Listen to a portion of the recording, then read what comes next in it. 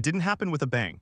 There were no breaking news alerts, no emergency warnings scrolling across your screen. Instead, it started quietly. One day, a few familiar supplement listings vanished from Amazon. Then, manufacturers began receiving formal letters from the FDA asking uncomfortable questions.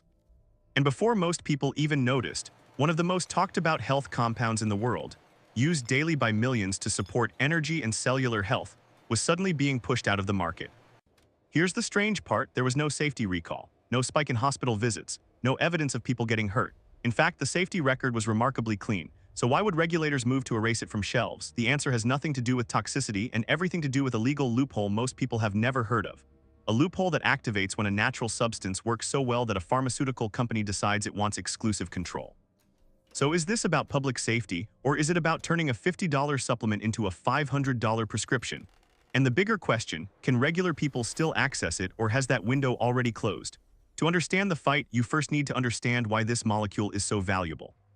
The compound is called nicotinamide mononucleotide, or NMN.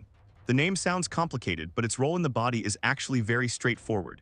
NMN is a direct precursor to NAD+, a molecule your cells rely on to function. Think of your body like a high-performance machine. Your mitochondria are the engines that generate energy, but engines don't run without fuel, is part of that fuel system.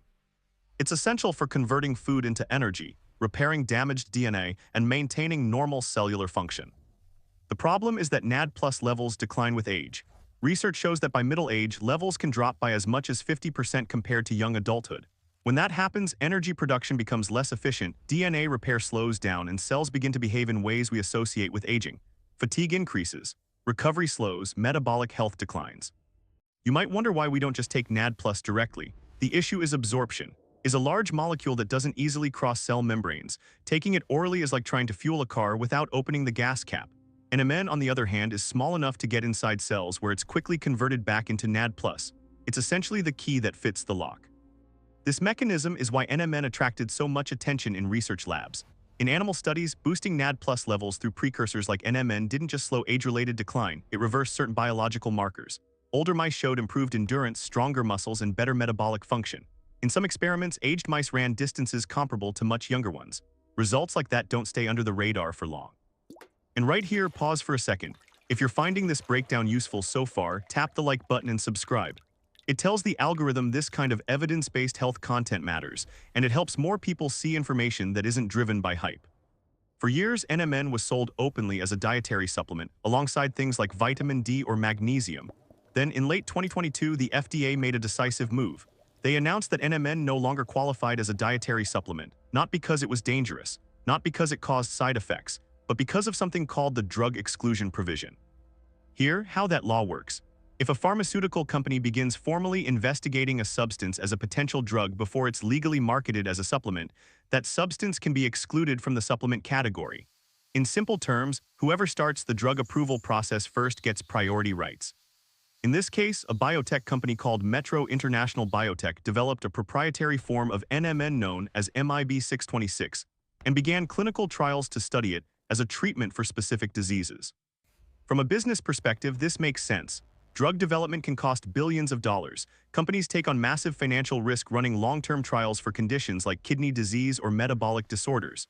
To justify that investment, they need patent protection. They can't compete with a low-cost supplement sold online if they're planning to market a prescription version. But here's the ethical gray area. NMN isn't a synthetic invention. It's a naturally occurring molecule found in foods like broccoli and avocados. The FDA's ruling essentially said that isolating and studying a naturally occurring nutrient as a drug can override its supplement status. With that decision, the legal standing of NMN supplements changed almost overnight. Now, does this mean NMN is a miracle pill? Not exactly.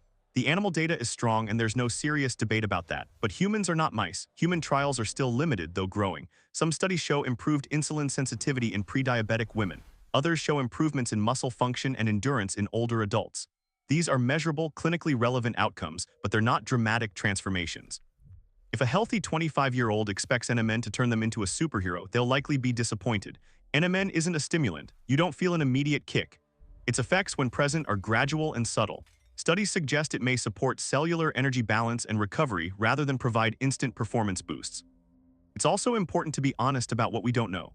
While current data suggests NMN is well tolerated, we don't yet have decades-long studies on what happens when people elevate NAD+ levels daily for 20 or 30 years. That uncertainty is one reason clinical trials matter. The drug pathway, while expensive and restrictive, does generate long-term safety data that supplements often lack. So where does that leave consumers today? In a confusing gray zone. Enforcement has been inconsistent. Some online platforms removed NMN products, others paused enforcement.